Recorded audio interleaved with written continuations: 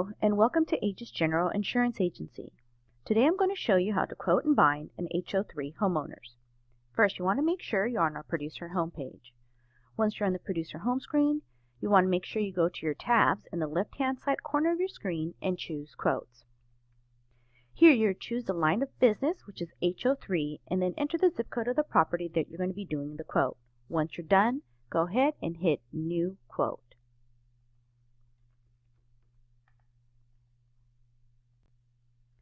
Now, once we're in our property information screen, we want to make sure we fill in all items that have a red line next to them.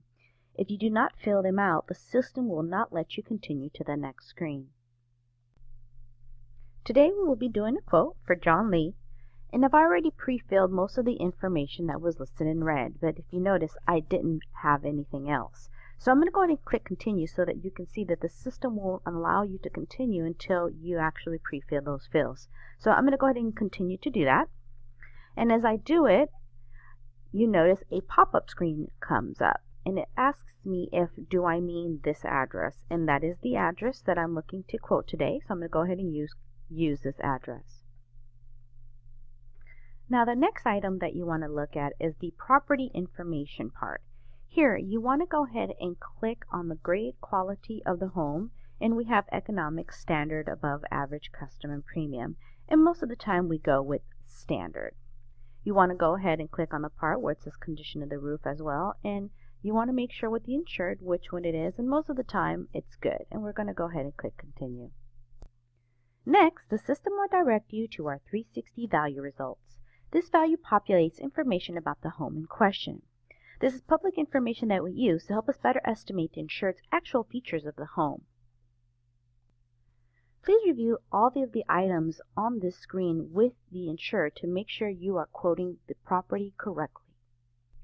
Also, when you're in this screen, you can also click on the Home Configuration Wizard to help you clearly identify the specs and the grade of the property. Once you reviewed the items with the insured and made sure that everything was correct, you want to go ahead and click Submit. If everything looks good on this screen, you want to go ahead and scroll down and hit Calculate. After inputting all the information, it will direct you back to the results screen where you should see the estimated replacement cost of the property quote. Once we're done here, we'll go ahead and scroll down and hit Done here, Return to Quote. Since I accepted everything from the 360 value results, it has already pre-populated all the information as you see here. You can always update property information by clicking the Update 360 value, or you can always input your own information if it's different than what populates. Another item to look out for is the age the roof last replaced. This will always default to the original age of the home, so please make sure you update this correctly. The insured advised me that this home was replaced in 1990. Once you're done, go ahead and click Continue. Next, we are on our Discount and Surcharge screen, where we need to make sure we answer these questions correctly. An item I wanted to make sure to look out for is our auto carrier question. By answering this will help the insured to receive a discount. Make sure you answer the questions, and once you're done, go ahead and hit Continue. Now we're in our coverage screen. Here you can choose the limit of coverage the insured is looking for. If you're unsure about a certain coverage, move your mouse over the Big I Information tab and a pop-up will appear and explain everything associated with that coverage.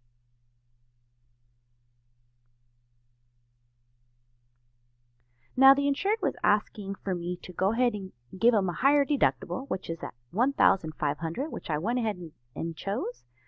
Then I'm going to go ahead and scroll down. And also he was looking for something with $300,000 coverage. So I'm going to choose the Prestige Home Package, and I'm going to click on that so that way you can see what's included on there. Then I'm going to go ahead and hit Continue. Now we've come to the end of our quote. Here you can choose to go ahead and print the quote if the insured wants a PDF of it.